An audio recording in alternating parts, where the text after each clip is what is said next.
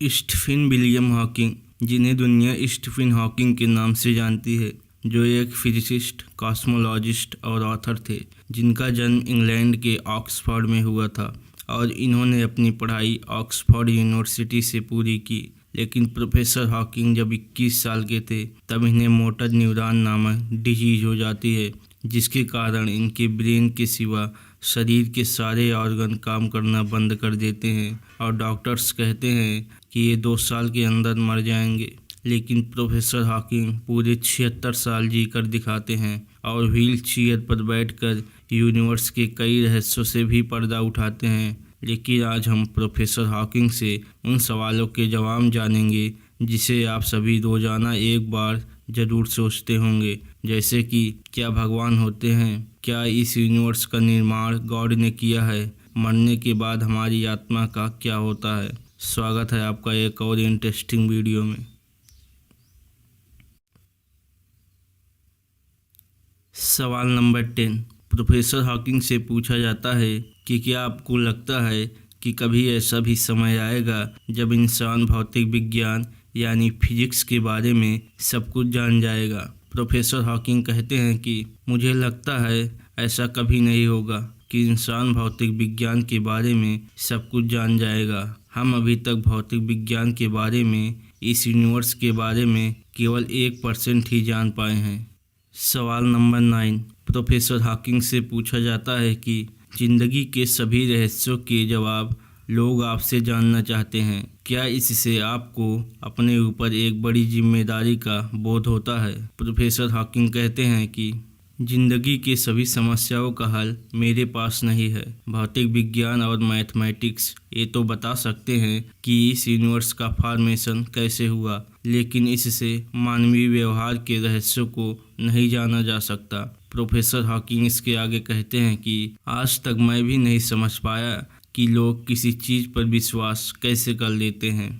सवाल number 8 professor Hawking से पूछा जाता है कि क्या आपको लगता है कि आपकी शारीरिक अक्षमता की वजह से आपको अपने शोध में फ़ायदा हुआ या इससे आपके अध्ययन में रुकावट आई।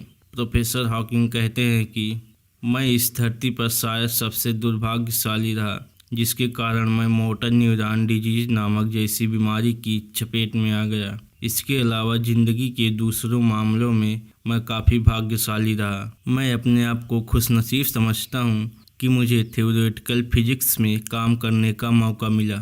सवाल नंबर 7 प्रोफेसर हॉकिंग से पूछा जाता है कि आप एक ब्रिलियंट फिजिसिस्ट के रूप में मशहूर हैं, पर आपकी ऐसी कौन सी हॉबीज़ हैं जो आम लोगों को हैरान कर सकती हैं। प्रोफेसर हॉकिंग कहते हैं कि मुझे हर तरह का म्यूजिक पसंद है, जैसे कि पॉप, क्लासिकल और ओपेरा। मैं अपने बेटे टिम के साथ मिलकर फार्मूला 1 रेसिंग का भी मज़ा लेता हूँ। सवाल नंबर 6 प्रोफेसर हॉकिंग से पूछा जाता है कि मृत्यु के बाद हमारी आत्मा या चेतना का क्या होता है, आप क्या मानते हैं। प्रोफेसर हॉकिंग कहते हैं कि मैं मानता हूँ कि हमारी आत्मा व चेतना ब्रेन में मौजूद एक कंप्यूटर प्रोग्राम की तरह है और यह कंप्यूटर तब काम करना बंद कर देता है जब इसमें कोई प्रॉब्लम आ जाती है या उसे टर्न ऑफ कर दिया जाता है। और हमारी आत्मा के साथ भी ऐसा ही होता है। जब हमारा ब्रेन काम करना बंद कर देता है तब इसे मृत मान लिया जाता है और कंप्यूटर की तरह इसे भी रिपेयर किया जा सकता है, लेकिन ऐसा करना बहुत ही मुश्किल है।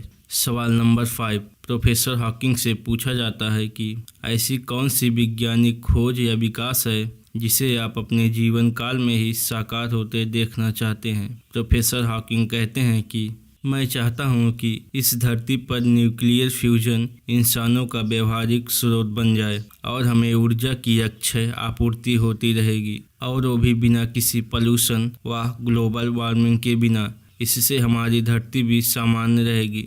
सवाल नंबर 4 प्रोफेसर हॉकिंग से पूछा जाता है कि अगर आप साइंटिस्ट एल्बर्ट आइंस्टीन से बात कर सकते तो उनसे क्या सवाल पूछते। प्रोफेसर हॉकिंग कहते हैं कि मैं उनसे पूछता कि आखिर वे ब्लैक होल्स में यकीन क्यों नहीं करते।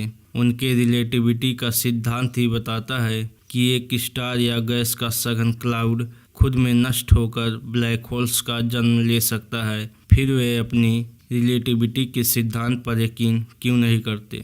सवाल नंबर 3 प्रोफेसर हॉकिंग से पूछा जाता है कि क्या आपको लगता है कि मानव सभ्यता का वजूद आने वाले लंबे समय तक बरकरार रहेगा ताकि वे अंतरिक्ष में किसी और गैलेक्सी पर मानव जाति को बचा सके? प्रोफेसर हॉकिंग जवाब में कहते हैं कि मुझे लगता है कि मानव जाति के पास अपनी सभ्यता को बचाए रखने का तब तक समय है जब तक कि हम अपने सोलर सिस्टम को कोलोनाइज नहीं कर लेते। लेकिन दुर्भाग्य से इस सोलर सिस्टम में हमारे लिए पृथ्वी जैसी कोई और जगह नहीं है। इसलिए अभी स्पष्ट नहीं है कि जब ये धरती भी किसी भी जीव के लिए रहने लायक नहीं रहेगी तब उस हालात में मानव जाति बचेगी या नहीं, ये कहना मुश्किल है। लेकिन अगर मानव जाति को लंबे समय तक अपनी सभ्यता को बचाना है तो उसे किसी दूसरे गैलेक्सी में अपना घर तलाशना ही पड़ेगा। इसके अलावा अभी तक के लिए कोई और रास्ता नहीं है। सवाल नंबर 2 प्रोफेसर हॉकिंग से पूछा जाता है कि क्या कभी इस यूनिवर्स का भी अंत होगा? अगर हाँ तो इस अंत के बाद क्या होगा? प्रोफेसर हॉकिंग जवाब में कहते हैं कि एस्ट्रोनॉमिकल ऑब्जर्वेशंस हमें बताते हैं कि हमारा यूनिवर्स फैल रहा है और इसके फैलने की रफ्तार लगातार बढ़ती जा रही है। यूनिवर्स हमेशा फैलता रहेगा और आगे ऐसी खाली जगहों को भरता जाएगा। इस यूनिवर्स का जन्म बिग बैंग की घटना से हुआ था, लेकिन इस यूनिवर्स का कोई अंत नहीं है। कोई ये भी पूछ सकता है कि बिग बैंग से पहले क्या था, लेकिन इस सवाल का जवाब भी यही होगा। जैसे दक्षिणी ध्रुव पर पहुंचकर दक्षिण दिशा लुप्त हो जाती है, वैसे ही बिग बैंग से पहले कुछ नहीं था, केवल चारों तरफ अंधेरा ही दिखाई देता था। और बिग बैंग इस यूनिवर्स का शुरुआत है, और शुरुआत से पहले भला कैसे कुछ हो सकता है? सवाल नंबर 1 प्रोफेसर हॉकिंग से पूछा जाता है कि क्या ईश्वर या भगवान का अस्तित्व है? लेकिन अगर ईश्वर या भगवान का अस्तित्व नहीं है तो दुनिया की हर ग्रंथ और संस्कृत में भगवान को सर्वशक्तिमान और सर्वोच्च क्यों माना गया है?